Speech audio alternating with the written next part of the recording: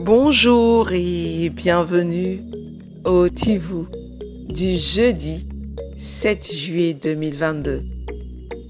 Notre dévotionnel pour les jeunes, écrit par le pasteur Chris Oyakilome et offert par les vérités de l'Évangile. Le thème que nous avons ce matin est « Marcher avec le Père ». Oui, mon ami, la clé du pouvoir est dans la relation intime que tu as avec l'Esprit de Dieu. La Bible nous dit dans Hébreux 11 au verset 6, « Par la foi, Enoch a été enlevé afin qu'il ne voie pas la mort. Et il n'a pas été trouvé parce que Dieu l'a pris. Car avant d'être enlevé, il était attesté qu'il avait été agréable à Dieu. » Vois-tu, mon ami, Enoch était un homme qui avait une communion si profonde avec le Seigneur qu'il a été déplacé pour ne pas voir la mort. Comprends, mon ami, que la mort n'est pas seulement la cessation de la vie biologique. La mort représente la pauvreté, la défaite, la maladie, l'échec ou encore la destruction. Tu peux marcher avec l'Esprit de Dieu dans une communion si intense que tu apprécieras son pouvoir pour détruire l'échec, la pauvreté, la défaite, la maladie ou toute autre chose que le diable t'aurait lancé dans ta vie. Dans 2 Corinthiens 13 au verset 14, il est dit « Que la grâce du Seigneur Jésus-Christ, l'amour de Dieu et la communion du Saint-Esprit soient avec vous tous. Amen. » Ici, le mot grec pour communion est koinonia. Il exprime une communion très profonde. On dirait boire ensemble avec le Saint-Esprit, où il vous transporte d'un niveau de gloire à un autre et vous place dans une position avantageuse sur tout et sur chaque situation de nos vies.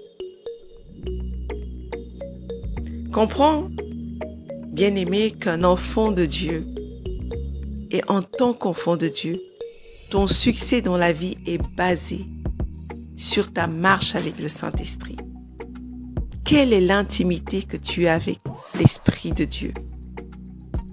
Dans Jérémie 17 au verset 7 et 8, il est dit « Heureux l'homme qui se confie en l'Éternel et dont l'espérance est l'Éternel, car il sera comme un arbre planté près des eaux, qui étend ses racines près du fleuve et qui ne craint pas la chaleur.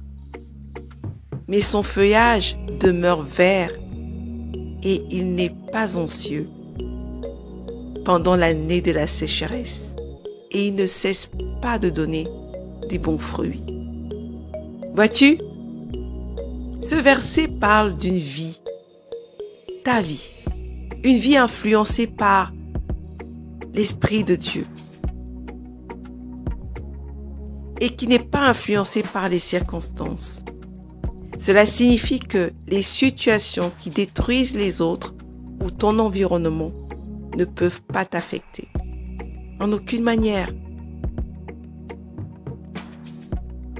La sécheresse ici peut décrire ton environnement, ton entourage.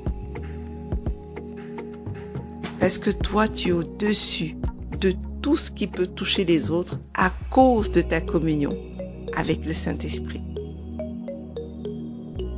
C'est le plan de Dieu pour ses enfants, mon ami. Et pour que nous puissions expérimenter une puissance extraordinaire qui puisse se traduire dans notre vie en faisant la différence. nous nous devons de marcher très étroitement avec le Saint-Esprit, mon ami. Ce matin, tu es appelé à travailler sur ton intimité avec le Saint-Esprit et la parole de Dieu.